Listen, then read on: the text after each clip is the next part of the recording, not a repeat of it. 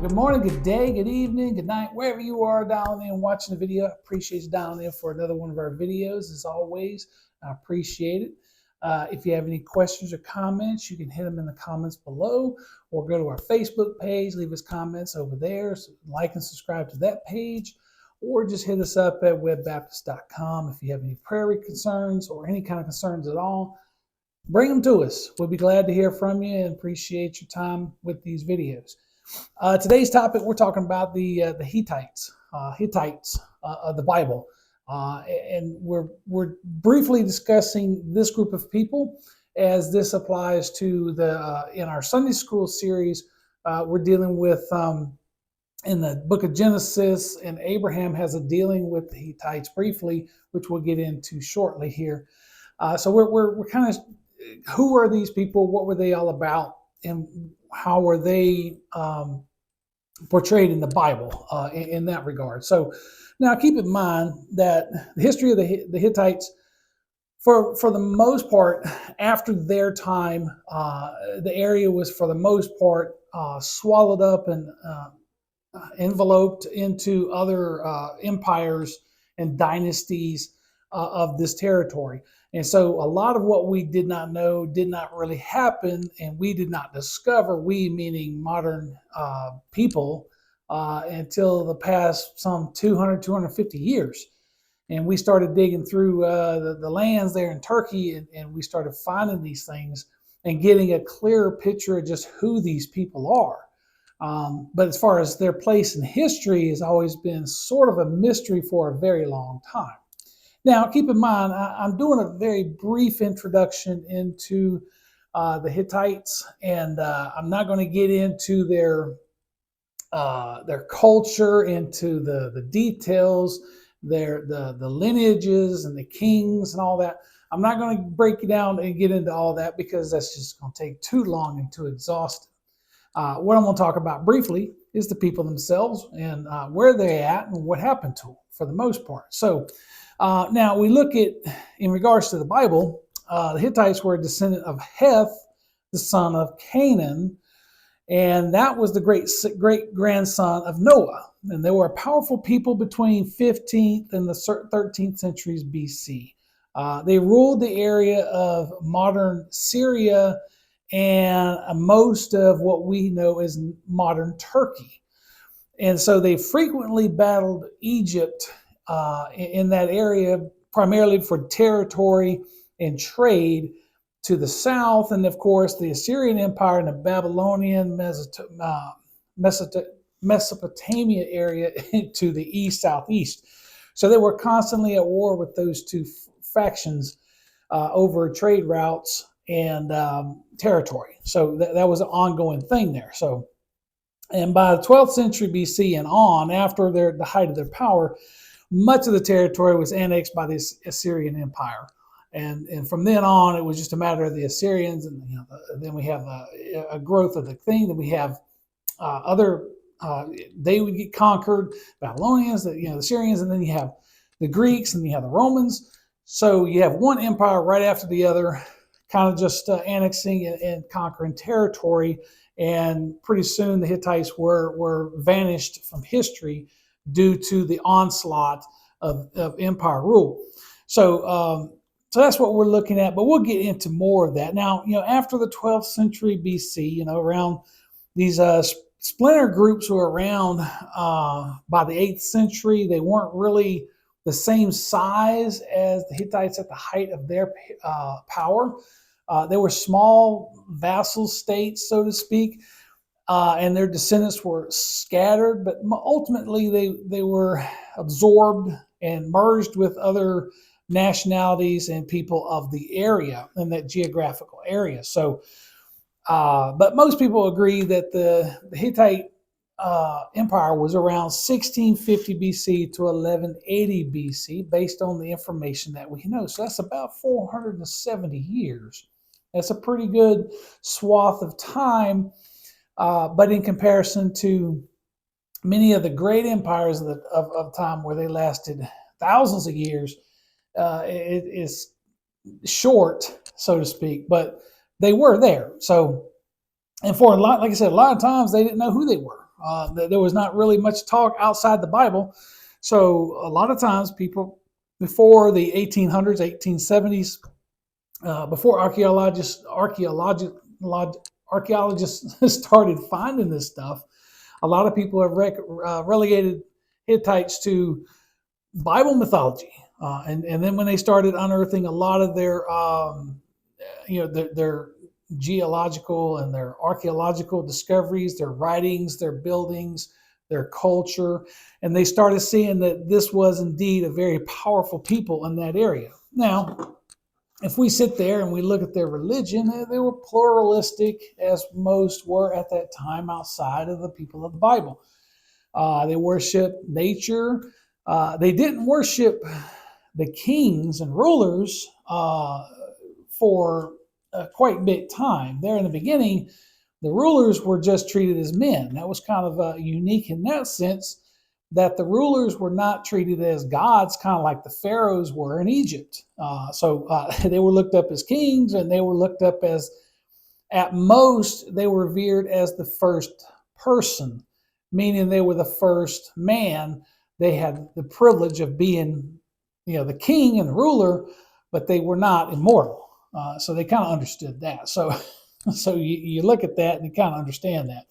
Now, if you also look at the governance of the Hittite people, they were one of the first ones to have an actual government authority outside of just the king. So you had the king, and you also had, followed by the heir apparent. The king was the supreme ruler of the land, the charges to be a military commander, the judicial authority, as well as a high priest. So you had an exercise in various branches of government other than just the ruler king, which was pretty interesting because, at this time in man's history, it was pretty much the pharaoh or the king or the emperor, and that's it.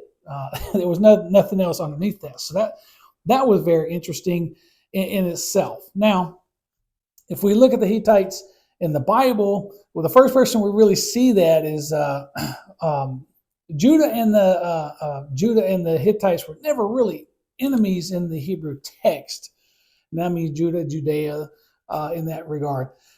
But that didn't mean that they were bonded as friends. They weren't really allies. I think they respected one another, but they were not one of these that were, they didn't go out of their way. I think they had their plate full fighting the Egyptians and the Assyrians in regards to borders and the control of trade routes along that route. So if you were actually to look at a map of the Hittite Empire, you would see that most of its territory is in what is now modern-day Syria and modern-day Turkey.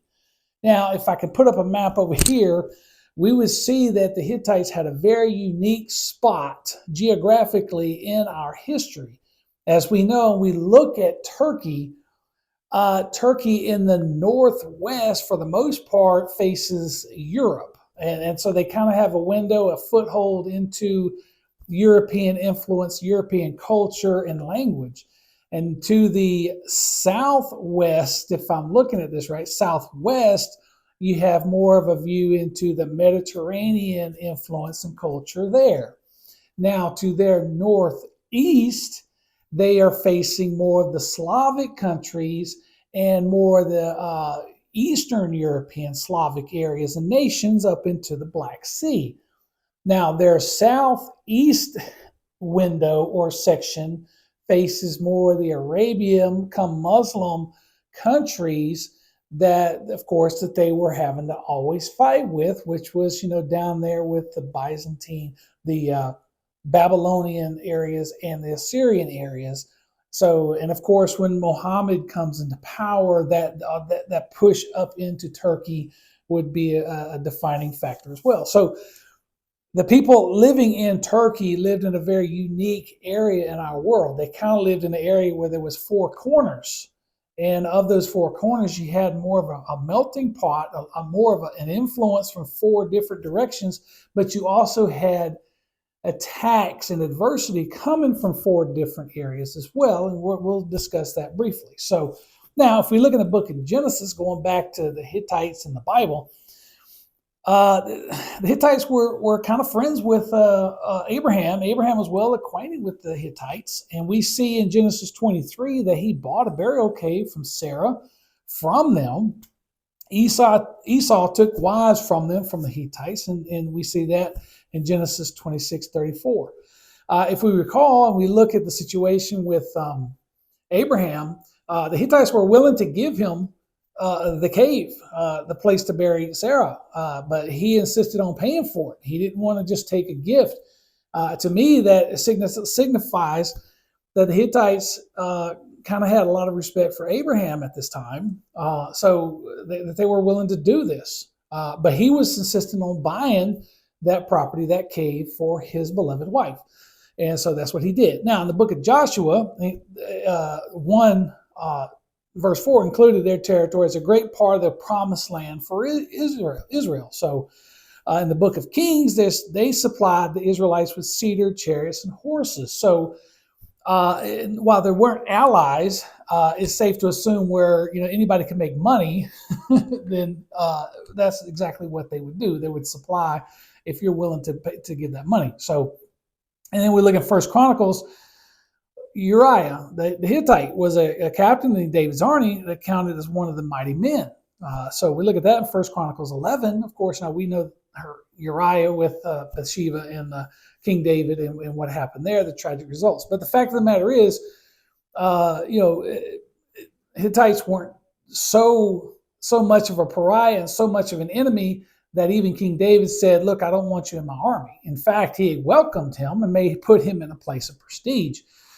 In Ezra 9:1, the Hittites are mentioned throughout the kingdom years, even after the Jews and their return from captivity. So we kind of see that they're mentioned, and it's neither good or bad in the Bible. It's kind of, the Bible is kind of establishing history for us, establishing, letting us know on the periphery what's going on with God's people, which is good because we can relate to the neighbors, what's going on. We can relate to other events.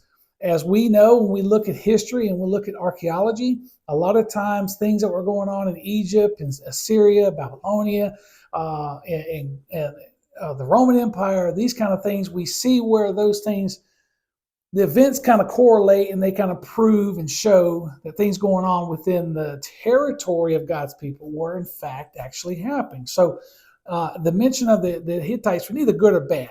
Like I said, they were on the periphery of what was going on with God's people in the Old Testament, but the fact was that they were there. So now we talked about the origins. We're looking at the ancestors of the Hittites came from Anatolia, which is the ancient term for modern-day Turkey, between 4400 and 4100 BC. And the ancestors flowed in from Eastern Europe to and Western Asia in regards to the nomadic steppe life. So they kind of come in, I don't want to say Mongols because that may have been a little bit further out. The Mongols were probably pushing in on the steppe people, and the steppe people were pushing in to this territory. As far as when you look at the migration routes of a lot of people and geography throughout ancient history, where one population would grow and have power, it would force the others around it or in that area, force them out, and of course they would go to other places. And that's kind of what we assume is going on here. Now, the Hittites in Anatolia during the Bronze Age existed with the Hattans, and the Hurrians. So, I mean, these names are kind of weird, but there was never really a conquer and an annihilation. It was, for the most part, a gradual assimilation or emerging. So it's just one of these things where you got the power, but you still have to work with these people. So, and when we look at that, for centuries, there were a lot of Hittite groups in various cities, and for the most part, these small little cities were, in the area of Anatolia. There, like I said, with a major portion of Turkey and Syria is that Anatolia area there. So now we take and look at this. I'm looking at my notes, and I don't want to bog down in details, but we have three different sections that archaeologists and historians look at when they talk about the history of the Hittites. One is the Old Kingdom, of course, that being just what it is, the earliest part of their kingdom. And then we have the Middle Kingdom, and then we have the New Kingdom before we finally have the demise. So if we look here at the first one, the first Old Kingdom is where we start seeing some of the expansion. Now we have them expanding into the areas there in Turkey from the center and more of the east center to center, moving more to the western part of Turkey. And they're also expanding more to the south towards the Syrian area in that regard. So that you have that expansion going on. But at the same time, every time that you would have a good king, again, we're not going to bog down in the names of the kings, but when you have a great king, they were followed by 3 or 4 bad kings. And during that time, there was a lot of internal strife and fighting going on. So where you would have one king that would have bunches of gains from conquered territory, you would have 3 or 4 kings where they would lose some of that territory to either rivals or different nations or different peoples. So it was just one of the things where the borders, if we take a fast forward look at the whole kingdom of the Hittites, there would be some expansion, some with growth, and then you have some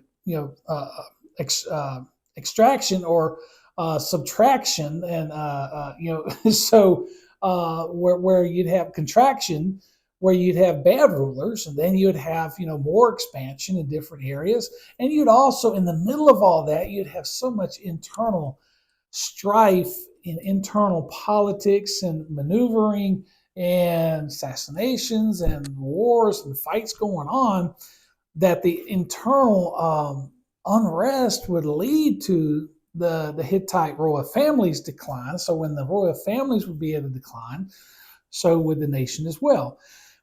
Now, I mentioned the Hurrians and the Hattians, briefly before. Well, they would play a factor as well, where they would be assimilated and they were brought in, or they would merge. Well, they would also become kind of a thorn in the side in several areas. The Hattians were, for the most part, would rise up and they would take control of certain city states. And then, of course, it would take a great ruler to come through with an iron fist and put them back in subjugation. So you would always have that. We'd go through a weak phase with this old kingdom. You'd have that growth and establishment of a kingdom, and then you would follow that soon after with a very weak kingdom. I think the only thing that would keep them from being conquered at this point in time was you had weak neighbors. You really didn't have a lot of strength over there in the Babylonian and Mesopotamian area, and Egypt, for the most part, was not that big of an issue at the base right now. So we move into the, we look at the Old Kingdom was usually around 1600 BC. The Middle Kingdom was around 1500 BC. Okay, so we have a period here now. This is where we have more and more of the survival records here than we do from the kingdom before. So we still have that, for the most part, weak growth. And so we see a lot of different people coming in and settling into into the different areas, people coming in from different areas. Remember what I said, they had the 4 corners where you had different people kind of looking to either get into there or conquer, move in, whatever the case may be, trying to be assimilated. Here is where we see in the Middle Kingdoms, where we see a lot of innovation in regards to alliances with some neighbors in some states, and we also see where there's some art with politics, culture, sculptures, and that kind of stuff, and we start seeing diplomacy. So we start seeing a little bit of that, even though there's still war and strife internally and on their borders. Now, keep in mind at this time, they're not all the way to the western part of what is now Turkey. So they're not on the coast. There's still land and there's cities and there's people that they have not conquered that are right up next to their land that they own. So now if we look at the New Kingdom, which was around 1400 BC, This was where a lot of changes took place. For the most part, they were settling in some of the older areas, and the kings began to act like high priests, and they were kind of thinking, getting ahead of themselves. Remember, I said that they were considered the first among men. Now you're starting to see in the kings take on the role of priest and starting to be more trying to be immortal, closer to the gods, better than the average man. So the empire expanded westward towards the Aegean Sea and south towards the Hyrrian states of modern day Syria. Again, they had to go back and, they conquered what they lost in the Hyrrians, but then they continued expanded by taking those states back plus more. So they're starting to move further south, more southeastern, and they're going up against the areas there in the Tigris and the Euphrates, with the Babylon city, plus the territories there that would be Babylonia, Assyria, and that kind of stuff. So now, and around 1350, they kind of recovered a lot of what I would call its former glory, and they kind of I'm not sure if they hit their height, so to speak, because again, the whole time you look at their history, it's just kind of odd that where they would have one good thing going on, they would trip over themselves as a people, and they would have something bad going on as well. You conquer and expand, but then you have a lot of internal strife. You lose some of your territory, or get annexed, or you'd have to make a treaty to avoid annihilation with a neighbor or a powerful people. Then a good king would come along that would be able to expand back again. So it's a kind of a back and forth kind of thing. So at the same time, so they started eventually the battle, I think it was Kadesh, where they got into a war with the king of Egypt down there, Ramses II, I believe, and they beat him. However, it was one of those things that they were fighting over trade routes. Let's call it what it is. Most wars come down to what? Come down to money. But at the same time, the Hittites and the Egyptians really understand that the Assyrian Empire was beginning to grow, and it was getting big, and it could not be ignored. I think Egypt understood the severity of this Assyrian Empire and realized that would be more of a threat than the Hittites. So a treaty was made. It's one of the first of its kind, which is pretty interesting and pretty unique, that they would make a treaty with the Hittites after that battle. Now, the Assyrians would eventually just become big enough that they would just start taking back a lot of the land in the southeast of the Hittites, and they would just continue to eat up and gobble up. They would start down, they'd go up the Tigris and the Euphrates, moving into eastern Syria, and then finally engulf Syria and taking that property, and eventually they would take the corners of the southeastern corner of what's modern day Turkey and Anatolia, and start moving into that. So after the king's rule, for the most part, they really didn't have much of a choice. They were able to at least stave off total annihilation from the Assyrians for a short period of time. And during that time, they would turn, when their borders were secured onto the east, they turned to the west and tried to take some of that land from the western part of Turkey, modern day Turkey, and they tried to attack. And long story short, both those attacks failed. And like I said, we start seeing the decline, and again, there's a lot of reasons for that. And like I said, the battle and Treaty of Kadesh we talked about already. And the Hittites were able to keep the Assyrians out for a short period of time, even though they lost a lot of their territory. And they even at one time annexed the island of Cyprus. But by the time this happened, things were just spiraling out of control. They were losing a lot of their influence because the trades were, when you lose the primary reason of your existence, which is trade, uh, it just doesn't matter at that time. You're eventually just dying a slow death. And I think what they've done is, for the most part, when you look at what's going on with Syria, Syria is really big. And then, of course, the Babylon, Nebuchadnezzar is also getting strong with that army following behind in history.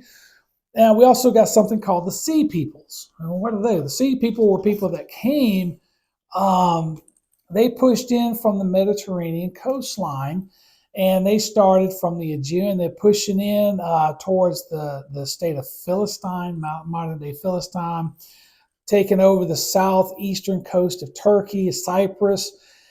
And, this led to a lot of Hittite homes being burned, pillaged, invaded, the cities, and that kind of stuff. The bigger picture, which is the Bronze Age collapse. And that may be something new to some people, or you haven't heard of or not familiar with. But for the most part, the Bronze Age collapse is a term, and I'm just going to be general. You had some environmental changes that were going on in the world, mass migration, and of course, those people migrating from other places were destroying everything in their path, and it led to a societal collapse for the most part. So there's a lot of factors in at the demise of the Hittites, one being that they had very strong neighbors that just came in and annexed everything and assimilated them into their lands. And then, of course, you had the Sea People coming in, which was part of the Bronze Age collapse, where the world was changing and the environments were changing, the people were changing. And so people were looking for new homes, new places, and they would go into other people's land. And if they were forced out or being driven out, they would fight back. And then you'd just have wars and you would have destruction. So that's what was going on there. So if we look at the post-Hittite period, by 1160 BC, the situation in what is Asia Minor is what they call it, in that whole area, geographical area, it looked just completely different than it did 25, 30 years before, because of all the migration, the Sea People, like I talked about. And you're looking at the Assyrian and the Babylonian people, and you're looking at the growth, the loss of trade, and a lot of city-states started popping up.